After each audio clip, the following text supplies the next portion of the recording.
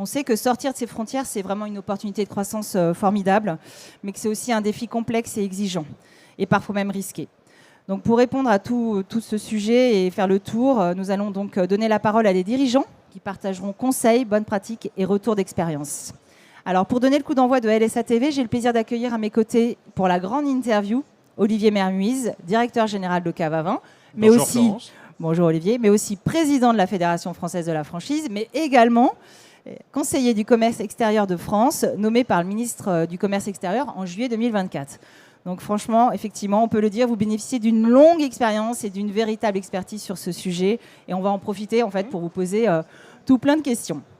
Alors justement, première question un peu évidente, mais à quel moment l'international est-il devenu une évidence pour Cave à Vin? Est-ce que c'était une ambition prévue dès le départ? Et quelle a été votre première implantation hors de France et où est-ce que vous en êtes aujourd'hui? Donc une première question assez complète déjà. Assez complète, oui, en effet. Alors moi, j'ai 10 ans dans le monde de la franchise, puisque avant, j'ai fait 21 ans dans l'industrie électrique et je m'occupais déjà de l'international. Mon beau-père, Michel Bourrel, qui a créé Cave à Vin en 2016, m'a demandé si je voulais reprendre l'entreprise. Et pour répondre à votre question, c'était une condition sine qua non que je rejoigne l'entreprise pour la reprendre. Donc c'est moi qui ai posé un petit peu les jalons en disant... On est en France, mais le marché français, alors, je ne parle pas du vin en particulier, mais par rapport au PIB, la France, c'est 1% du PIB mondial. Donc quand on se dit ça, évidemment que le marché il est encore plus grand à l'extérieur et qu'il nous challenge et qu'il faut aller découvrir ce qui se passe ailleurs pour innover aussi. Donc l'international, ça date d'il y a 10 ans. Ça date d'il y a 10 ans. Moi, j'ai rejoint Cave à Vin en septembre 2016 et j'ai fait mon premier déplacement à l'international tout début 2017. Alors, au préalable, j'ai analysé les pays dans lesquels, et ça sera peut-être une question après, je pouvais interagir avec des prospects. Et j'ai commencé par un pays qui n'était pas logique. J'ai commencé par le Maroc. Et au Maroc, j'ai rencontré un partenaire. En fait, ce sont des familles qui gèrent certains pays, et c'est le cas au Maroc. Mon confrère, qui n'est pas sur le salon, avait déjà un partenariat. Je suis allé voir l'autre famille et on a fait un partenariat ensemble en licence de marque. Pas en franchise, mais en licence de marque. Il faut être flexible aussi à l'international. Bien sûr, tout à fait. On le reverra aussi, ça peut faire partie des conditions du succès. Et vous en êtes où aujourd'hui? Donc, premier pays, le Maroc. Et aujourd'hui, vous en êtes où? Combien de pays? Et voilà, alors aujourd'hui, on a une dizaine de pays, puisqu'en fait, on a ciblé l'Europe et l'Afrique. Et donc, on est dans tous les pays européens limitrophes, plus la Géorgie, la Moldavie. Et ensuite, on est en Afrique dans 5 pays. Très bien. On va voir après, on parlera des projets à venir. Alors, la question qu'on peut se poser, c'est justement quelles sont les questions qu'on doit se poser impérativement, tous ceux qui vont nous écouter. Voilà, par quoi je commence en fait? Je veux aller à l'international. Qu'est-ce que je dois faire? Quelles sont les grandes étapes et les grandes questions à se poser pour se donner toutes les chances de réussite? Alors, c'est se poser la question de est-ce que le marché qu'on veut cibler, le pays qu'on cible, il est ouvert déjà à la franchise? Je vous prends un exemple. Au Vietnam, on ne peut pas remonter les redevances, donc c'est compliqué. Est-ce que le marché qu'on cible, il est compatible avec les gammes de produits que vous voulez vendre? Est-ce que les habitudes de conso sont les mêmes? Enfin, il y a beaucoup de choses à analyser avant d'y aller, oui. Et après, comment on fait justement? Une fois qu'on a fait cette étude, voilà, qu'est-ce qu'il faut regarder et qu'est-ce qu'on doit faire pour justement s'adapter au pays? Est-ce qu'il faut s'adapter? J'imagine que oui. Alors, dans mon cas, je me suis dit que je voulais développer l'international sans déshabiller la France. Donc, j'ai pris des assurances prospection BPI France. Donc, j'ai monté des dossiers, des business plans. Et ensuite, j'y suis allé. Très bien. Donc, selon le modèle économique que vous avez, il faut vous poser la question des pays et ensuite se dire qu'est-ce qu'on prend comme moyen pour adresser ces pays-là. Et donc, il y a des subventions qu'il faut aller chercher. Donc, il y a un gros boulot avant d'aller dans le premier pays, en fait. Il faut tout analyser au préalable. En termes de temps, voilà, vous pensez quel temps pour arriver justement à sa première ouverture entre le moment où on réfléchit, on pose les choses et le moment où on Alors ouvre? moi, comme je vous le disais, je suis arrivé en septembre 2016 et je suis allé en mars peut-être 2017 au Maroc et ensuite j'ai déroulé les autres pays dans la foulée, mais j'ai dédié 80% de mon temps. Quand je suis arrivé, j'ai pris le titre non pas de DG, mais directeur des opérations et de l'international. Très bien. Parfait. Alors justement, à l'inverse, quelles sont les difficultés? Vous avez quand même 10 ans d'expérience et vous aviez 20 ans avant d'expérience à l'international. Oui. Les principales difficultés, justement, les erreurs, les pièges à éviter en fait? Il y a des erreurs internes et il y a des erreurs externes. Il faut déjà bien présenter le projet. Si vous n'êtes pas déjà exportateur, il faut présenter le projet à toutes les équipes pour qu'elles soient impliquées, qu'elles comprennent le but, la volonté, que ça soit une volonté de la direction, que ça soit assimilé par tout le monde, que tout le monde sache qu'à un moment, il va avoir une répercussion sur son travail. Donc moi, j'ai pris ce titre pour montrer en externe, mais aussi en interne. Après, on a fait des réunions pour impliquer tout le monde. Après, ce qu'il faut, quand on est en interne, c'est préparer tout le monde à l'impact que ça va avoir sur son travail. Donc dès qu'on a un premier prospect, une première commande, on met tout le monde en salle de réunion pour dire comment est-ce qu'on va traiter un nouveau process qui n'existe pas dans l'entreprise. Et comme ça, on fait grandir tout le monde à la fois. Quand on est en externe, il faut surtout bien s'entourer des bons conseils. Il ne faut pas penser qu'on va tout faire tout seul, ça on n'y arrivera jamais. Parce qu'il faut aller poser sa marque dans le pays avant même d'aller dans le pays. Parce que le contrat, il faut le réanalyser. Le concept, normalement, on n'y touche pas dans un premier temps. C'est après, dans le temps, qu'on le fera peut-être évoluer pour s'adapter aux particularités locales. Et du coup, vous disiez en interne, ça représente en termes de moyens, est-ce qu'il faut une équipe dédiée, voilà, si on s'en donnait des chiffres précis, mais il faut quand même se doter de moyens. Il faut une personne dédiée dans tous les cas de figure. Il faut vraiment une personne à 100% dessus parce qu'il faut la réactivité après. Et quand on va dans un pays, c'est après que ça commence. La semaine d'après, on peut avoir des retours, des questionnements. Et puis il faut animer tout le monde dans l'équipe aussi. Donc il faut vraiment être dédié là-dessus. Et alors aussi au niveau des partenaires, on y reviendra tout à l'heure sur la table ronde 2, comment vous choisissez vos partenaires? Est-ce que vous avez fait le choix justement de la master franchise, de filiale? Voilà, qu'est-ce qui a guidé votre choix sur le modèle juridique? La question également, c'est qu'on part d'une feuille blanche pour chaque pays, parce qu'il faut se dire quelle est la route au marché. Est-ce qu'il faut un importateur avant? Est-ce qu'on exporte directement? Donc le partenaire, moi j'ai pris au début des banques qui m'ont accompagné, qui avaient elles-mêmes des structures. J'ai pris des brokers spécialisés en franchise. Et puis j'ai fait aussi sur les sites locaux, les sites d'annonces, de la communication. Et après les gens rentraient. Donc il faut aussi donner de la visibilité dans les pays.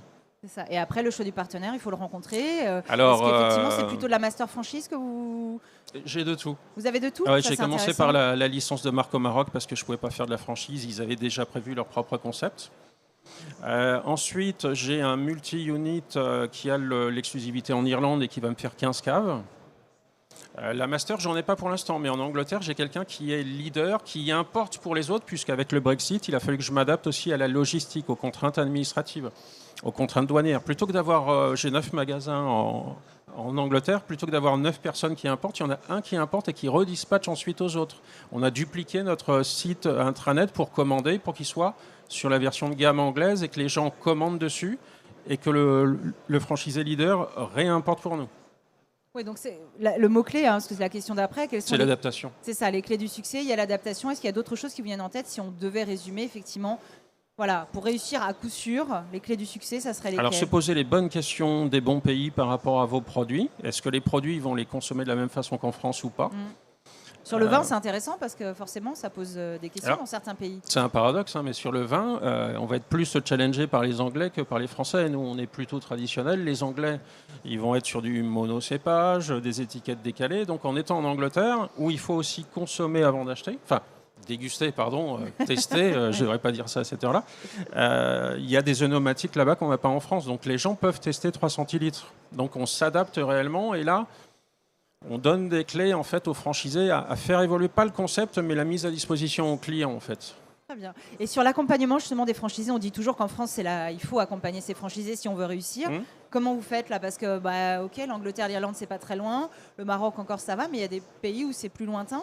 Et comment vous faites? Il faut être pragmatique, oui. En fait, nous on a souvent au début le développeur qui est aussi animateur parce que c'est la personne de confiance qui a aidé le franchisé à se monter, c'est l'expert du vin qui va ensuite accompagner, qui va challenger le business dans le pays, sachant qu'on n'a pas de référentiel dans le pays. Quand on va être en Moldavie, il va animer à distance, en visio. Oui, c'est vrai que les outils modernes permettent de le faire. Il va aller quand même une fois par an là-bas. Mais en tout cas, l'accompagnement, il est clé aussi. C'est-à-dire qu'on ne peut pas laisser ses franchisés comme ça en fait, la réussite de la franchise, quel que soit le pays, que vous soyez en France ou à l'international, c'est une relation de confiance, c'est une relation de partenariat. On choisit quelqu'un, on ne choisit pas un profil sur le papier. On choisit quelqu'un en qui on a confiance et avec qui, dès le début, on établit le process qui va avoir lieu entre nous dans ce pays. C'est-à-dire que même si on a des process en France, ça ne sera pas les mêmes en Angleterre et même en Belgique. Ouais. On part d'une feuille blanche, on réécrit tout ensemble et on avance comme ça. Ouais. Très bien, ça c'est intéressant. Alors l'international représente aujourd'hui quelle part de croissance pour vous, aujourd'hui et demain? Et quels sont les pays et zones que vous visez, qui vous semblent stratégiques à moyen long terme, on va dire? Aujourd'hui, c'est 20% de notre chiffre d'affaires, c'est 25 points de vente sur 160. Ouais. C'est l'objectif de faire 50% avant ma retraite. Donc, je partirai en retraite que quand je les aurai. Non, c'est pas tout de suite. Ça sera la condition, c'est ça. Et donc, si je me reprojette 10 ans avant, ici même au Salon de la franchise, on ouvrait 15 points de vente par an. On en ouvre toujours 15, mais maintenant on en a 5 à l'international. Donc si on n'avait pas fait ce pas, aujourd'hui on serait à 10 ouvertures en France au lieu de 15 au global.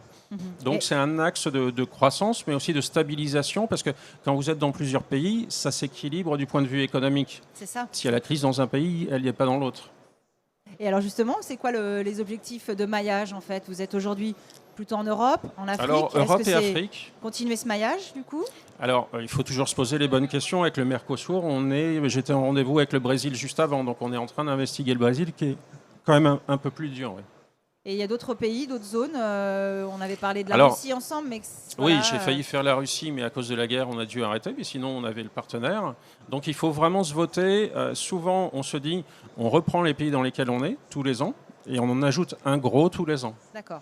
Plus le développement dans les pays dans lesquels vous êtes. Exactement. Voilà. Donc, il faut être pragmatique et pas se voter trop de lièvres à courir en même temps. Oui, sinon, on est sûr de rater. Ça sera le mot-clé. Parce que ça prend beaucoup de temps d'aller analyser un pays avec toutes les normes, avec toutes les contraintes douanières, administratives.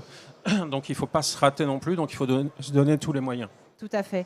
Alors justement, question un peu plus globale, mais vous avez déjà répondu, mais effectivement, l'international, aujourd'hui, c'est une nécessité de croissance pour les enseignes françaises.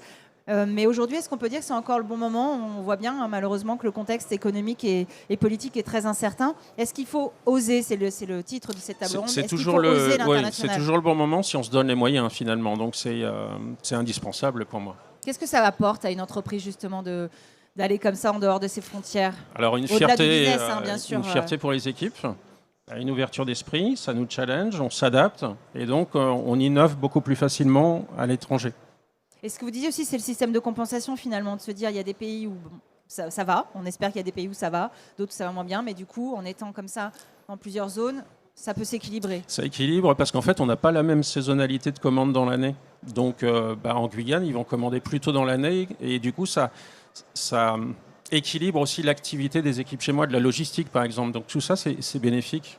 Est-ce qu'il y a une anecdote, quelque chose qui vous revient en tête sur les différents pays que vous avez développés, quelque chose qui vous a surpris, soit agréablement, soit désagréablement? Une petite anecdote que vous pourriez raconter. C'est un peu trash. En formation, en fait, on avait les Géorgiens. Et en Géorgie, ils ne consomment pas comme nous. Ils vont consommer 2 litres par jour pendant 3 mois, puis après, ils vont arrêter. Ils sont venus en formation. Ils sont venus en formation, ils ne buvaient plus du tout. C'était très particulier pour tester les produits. C'est sûr. Mais il faut s'adapter. En fait, ça, on le découvre quand on les rencontre, mais pas avant. Ouais. On n'imagine pas des choses pareilles. Ouais. Dernière petite question pour synthétiser tout ça. Oser l'aventure à l'international, est-ce que pour vous, c'est une question de stratégie ou de courage, ou les deux finalement? Alors dans ma vie d'avant, j'étais à la stratégie du groupe Legrand et d'autres groupes dans l'industrie. Une stratégie, en fait, c'est pas une intuition, c'est une conviction. Donc le courage, c'est étayer au préalable. Donc le courage, c'est avoir la stratégie, mais c'est de poser toutes les bonnes questions au préalable. Et une fois qu'on les a, c'est plus du courage, c'est de la logique en fait en soi. Et vous déroulez après le succès? Normalement, mais rien ne se passe jamais comme prévu. Bien sûr, il faut qu'il y ait des surprises. Quand on aussi. a fait la Moldavie, ils sont venus nous chercher parce qu'ils ont vu une cave à Cannes. Ils ont dit on veut la même chose en Moldavie. On n'avait pas imaginé ouvrir à Chisinau que personne ne connaissait dans l'équipe. Donc il faut s'adapter aussi. Donc c'est du courage, de la flexibilité et l'engagement de tout le monde. Très bien. Écoutez, ça sera le mot de la fin. En tout cas, merci beaucoup Olivier. C'était très intéressant. En introduction, on va revenir sur tous ces sujets. Et très bon salon et à très vite. Merci beaucoup. Au revoir. On peut l'applaudir, effectivement.